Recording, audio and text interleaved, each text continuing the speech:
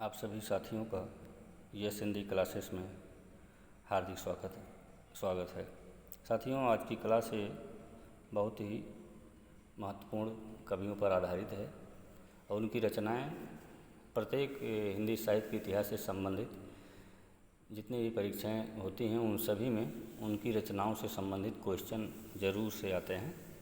इसलिए उसी बात को ध्यान में रखकर आज की क्लास उन्हीं कवियों पर आधारित है और आप इन्हें ज़रूर एक बार देखिएगा, क्योंकि इनकी ये बहुत ही महत्वपूर्ण रचनाएं हैं। तो आइए देखते हैं। सबसे पहले कि भवानी प्रसाद मिश्र जी की देखते हैं। तो ये भवानी प्रसाद मिश्र की रचनाएं देख लेते हैं। सबसे पहले इनकी काव्य संग्रह की बात करते हैं। तो बुनी हुई रस्सी है 1971 ईस्वी में, और ये बुनी हुई रस्सी व्यक्तिगत जीवन से संबंधित कविताएं इसमें हैं और बुनी हुई रस्सी पर इन्हें साहित्य अकादमी पुरस्कार भी प्राप्त हुआ है। और नेक्स्ट इनकी जो है रचना काव्य संग्रह है गीत फरोश। तो गीत फरोश भी बहुत ही महत्वपूर्ण है। 1900 इसका रचना काल 1956 ईस्वी है। और भवानी प्रसाद मिश्र जी के खंड काव्य की बात करें तो कालजयी है 1980 ईस्वी में। सतपुड़ा के जंगल हैं। सतपुड़ा के जंगल जो है प्रकृति प्रेम से संबंधित इसमें कविताएं ये हैं। और अगर इनके पत्रिका की बात करें तो किस पत्रिका की इन्होंने किन किन पत्रिकाओं का संपादन किया, तो उनमें है पत्रिका की बात करते हैं तो उनमें है गगनांचल है, कल्पना है और गांधी वांग्मय है। ये इनके महत्वपूर्ण इन्होंने पत्रिकाओं का संपादन जो है किया, क्योंकि कवियों नाम रख करके और पूछ लिया जाता कि जैसे रघुवीर साय हैं, भवानी प्रसाद मिश्र है, नरेश मेहता हैं, जो भी और भी सारे कवि हैं, तो पूछ लेगा कि जो है कि ये इन्होंने किन पत्रिका का संपादन किया या नहीं किया। तो जब आप देखे रहेंगे तो आप एग्ज़ाम में सॉल्व कर ले जाएंगे। तो इसी बात को ध्यान में रख करके इनकी पत्रिकाओं का सुमेलन के लिए आता रहता है, मिलाने के लिए, तो आप इन्हें भी देखिएगा। और रघुवीर सहाय की बात करें तो इनके साथ काव्य संग्रहों की बात करें। साथियों, ये हिंदी क्लासेस ये महत्वपूर्ण हिंदी का चैनल है। आप यदि नए आए हो तो उस चैनल को सब्सक्राइब अवश्य कर लें और चैनल को लाइक भी कर लें, जिससे जो भी वीडियो इस पर पढ़े मेरे द्वारा तो आपको अवश्य प्राप्त हो, आप उससे पढ़ें। तो एक बार रिपीट कर लेंगे तो बाकी आपकी तैयारी में कहीं न कहीं सहयोग ही मिलेगा। तो आप इस चैनल के माध्यम से इस पर जो भी वीडियो पढ़े उसे देखिए, अपनी तैयारी को परखें आप। तो आइए चलते हैं। तो रघुवीर सहाय इनको देख लेते हैं। तो रघुवीर सहाय के प्रमुख काव्य संग्रहों की बात करें तो सीढ़ियों पर धूप में 1960 ईस्वी है में ये रचना है। फिर लोग भूल गए हैं, कौन लोग भूल गए हैं, ये महत्वपूर्ण रचना, क्योंकि साहित्य अकादमी पुरस्कार इसे 1984 ईस्वी में प्राप्त हुआ है। लोग भूल गए हैं पर ये 1982 ईस्वी में है, तो साहित्य अकादमी पुरस्कार 1984 ईस्वी में इसे प्राप्त हुआ है। तो आप इसे अवश्य देखिएगा। आगे चलते हैं। रघुवीर सहाय के प्रमुख महत्वपूर्ण ये गीत हैं, आप इसे अवश्य देखिएगा। ये वेरी वेरी मोस्ट इम्पॉर्टेंट ये गीत है। बार बार एग्जाम में आता रहता है कि ये किसके द्वारा लिखित है। कि राष्ट्रगीत में भला कौन हुआ, भारत भाग्य विधाता है, फटा सुधन्ना पहने जिनका गुण हर चरना गाता है। तो आप इसे अवश्य देखिएगा। इनकी पत्रिकाओं को भी आइए देख लेते हैं। तो प्रत्येक पत्रिका है का इन्होंने संपादन किया। कल्पना का संपादन किया, दिनमान का संपादन किया, वाक पत्रिका का संपादन किया, साथ ही साथ नवजीवन एवं नवभारत टाइम्स, दिल्ली से निकलने वाली पत्रिका है नवभारत टाइम्स, इसका संपादन अज्ञेय जी ने भी किया हुआ है। तो आप इसे भी ध्यान दीजिएगा। अब नेक्स्ट जो है कवि को देखते हैं, कुंवर नारायण। ये बहुत ही महत्वपूर्ण जो है रचनाकार हैं, आप इन्हें देखेंगे। ये इन्हें चूँकि ज्ञानपीठ पुरस्कार भी प्राप्त हो चुका है। तो इनकी पहले हम इनके पत्रिका की बात करते हैं। तो युग चेतना हो गया है, नया प्रतीक हो गया है और छायांत हो गया है। इन्होंने 3 पत्रिकाओं का संपादन किया है। कौन कौन से, तो युग चेतना, नया प्रतीक और छायांत। अब अगर इनके काव्य संग्रह की बात करते हैं तो इनमें वेरी वेरी मोस्ट इम्पॉर्टेंट है, कोई दूसरा नहीं। इसका रचना काल है 1993 ईस्वी है, जिसे साहित्य अकादमी पुरस्कार 1995 ईस्वी में प्राप्त हुआ है। कोई दूसरा नहीं। काव्य संग्रह किसका, तो कुंवर नारायण जी का है। इस पर साहित्य अकादमी पुरस्कार भी प्राप्त हुआ है। तो खंड काव्य की बात करें तो जो है इसमें है आत्मजयी, वेरी वेरी मोस्ट इम्पॉर्टेंट है।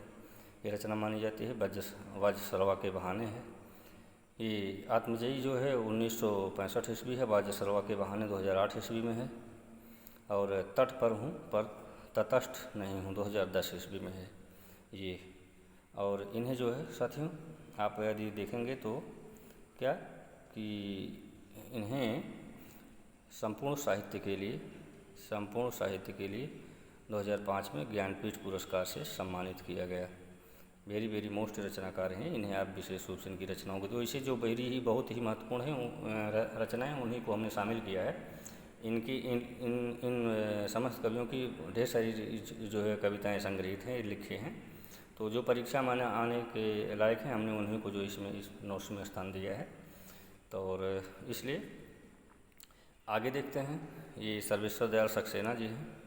इनके जो है काव्य संग्रह की बात करें तो जो है सर्वेश्वर दयाल सक्सेना की तो महत्वपूर्ण आप जानते हैं कि काठ की घंटियाँ हैं 1959 ईस्वी में है।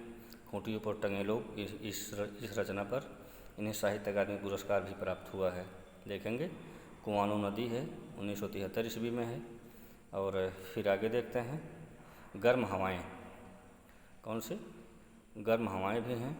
और उपन्यास की अगर इनके बात करें तो सोया हुआ जल है, पागल कुत्तों का मसीहा है। ये भी बहुत ही महत्वपूर्ण रचनाकार हैं साथियों। इन्हें आप जरूर, ये सारे ही ये सभी जो है अति आवश्यक ये महत्वपूर्ण कवि हैं। तो आप इसे देखिएगा एक बार जो है। इनके नाटक को देखते हैं सर्वेश्वर दयाल सक्सेना जी के। तो नाटक में है बकरी, बहुत ही महत्वपूर्ण इनकी रचना 1974 ईस्वी में। अब गरीबी हटाओ तो 1981 ईस्वी में। बकरी को आप विशेष रूप से देखिएगा, ये बार क्वेश्चन एग्जाम में बनता रहता है। किसका है? सर्वेश्वर दयाल सक्सेना जी का है। तो इन्होंने किन पत्रिका का संपादन किया? तो दिनमान एवं पराग पत्रिका, 2 पत्रिकाओं का इन्होंने संपादन किया। कौन? सर्वेश्वर दयाल सक्सेना जी। नेक्स्ट अगले जो है जो कवि हैं नरेश मेहता। ये भी बहुत ही महत्वपूर्ण कवि हैं नरेश मेहता जी। तो इनके काव्य संग्रह की बात करें तो अराण्या है 1985 ईस्वी में, इस पर साहित्य अकादमी पुरस्कार भी प्राप्त हुआ है। उत्सवा 1979 ईस्वी में है। और चैत्या है। तो ये सारी रचनाएं बहुत ही महत्वपूर्ण हैं। हमने इनकी जो अति महत्वपूर्ण रचनाएं हैं उन्हीं को आज की वीडियो में शामिल किया हुआ है। और आप आगे इन्हें ध्यान से अवश्य 2-1 बार पढ़िएगा, नोट्स पे कहीं लिख लीजिएगा, 2-1 बार देख लीजिएगा। इनसे क्वेश्चन बनने वाले ये आने वाले क्वेश्चन सारे हैं। तो आप इसे 2-1 बार अवश्य देख लीजिएगा, क्योंकि एग्ज़ाम बहुत ही सन्निकट डेट बेशक टलती जा रही है, लेकिन एग्ज़ाम चाहे जब हो जाए आपकी तैयारी अच्छी होनी ही चाहिए, क्योंकि परीक्षा में आपको बैठना है तो तैयारी भी आप ही को करनी है। तो आइए नेक्स्ट देखते हैं नरेश मेहता जी के। तो काव्य संग्रह हो गया, अराण्या हो गया, उत्सवा हो गया, चैत्य। अराण्या पर इन्हें 1900 ये इनका रचनाकाल 1985 है और जिसमें साहित्य अकादमी पुरस्कार प्राप्त हुआ है। और इनके यदि खंड काव्य की बात करें तो संशय के एक रात है, ये 1962 ईस्वी में है, जो बहुत ही महत्वपूर्ण रचना है। इसमें मानवीय विनाश एवं रक्षा का संदेश दिया गया। इसमें प्रभु राम जी के मन में इस बात का संशय उत्पन्न होता है कि एक सीता के लिए यानी जानकी जी के लिए इतने बड़े युद्ध हम करें, इतना नरसंहार क्यों करें। तो उनके साथी उन्हें समझाते हैं कि जो है नहीं, सीता के लिए नहीं बल्कि प्रजा की रक्षा के लिए यह आवश्यक है। और आप इसे, तो राम जी कहते हैं कि युद्ध मेरा अपना नहीं, ये सबका निर्णय है। इस बात को मान करके वो युद्ध जो है में रत होते हैं। तो महाप्रस्थान है, इसमें पांडवों के हिमालय पर गलने का वर्णन है। और फिर आगे देखते हैं कि क्या ये जो है महाप्रस्थान, संशय की एक रात हो गया तो हो ही गया। महाप्रस्थान 1905 में पांडवों पर हिमालय के गलने का वर्णन है इसमें। और प्रवाद पर है, सीता के वनवास पर आधारित या खंड काव्य आधारित है। ये सारी रचनाएं खंड काव्य बहुत ही महत्वपूर्ण है, आप इसे देखिएगा अवश्य जो है। और चूँकि आपको पता है कि नरेश कुमार मेहता जो है, कौन? नरेश कुमार मेहता एक बहुत ही महत्वपूर्ण रचनाकार हैं। कैसे? आप इसे ध्यान से देखिएगा कि क्या कि नरेश कुमार मेहता को संपूर्ण साहित्य के लिए 1992 ईस्वी में ज्ञानपीठ पुरस्कार से सम्मानित किया गया। अब इनके यदि पत्रिकाओं के संपादन की बात करें तो चौथा संसार है, वाग्देवी है, साहित्यकार है और भारतीय श्रमिक है। इन्होंने 4 पत्रिकाओं का संपादन किया अपने जीवन काल में। कौन कौन से? चौथा संसार, वाग्देवी, भारतीय श्रमिक और साहित्यकार। साथियों नेक्स्ट यदि कवि की बात करें तो गिरिजा कुमार माथुर, ये भी बहुत ही महत्वपूर्ण जो है कवि हैं। तो इनकी बात करते हैं तो कौन, गिरिजा कुमार माथुर। आप इन्हें भी देखिएगा, तैयार करिए। तो इनके काव्य संग्रह की चर्चा करें तो सबसे पहले देख लेते हैं कि मैं वक्त के सामने हूँ, 1990 ईस्वी में। इस रचना पर इन्हें साहित्य अकादमी पुरस्कार प्राप्त हुआ है।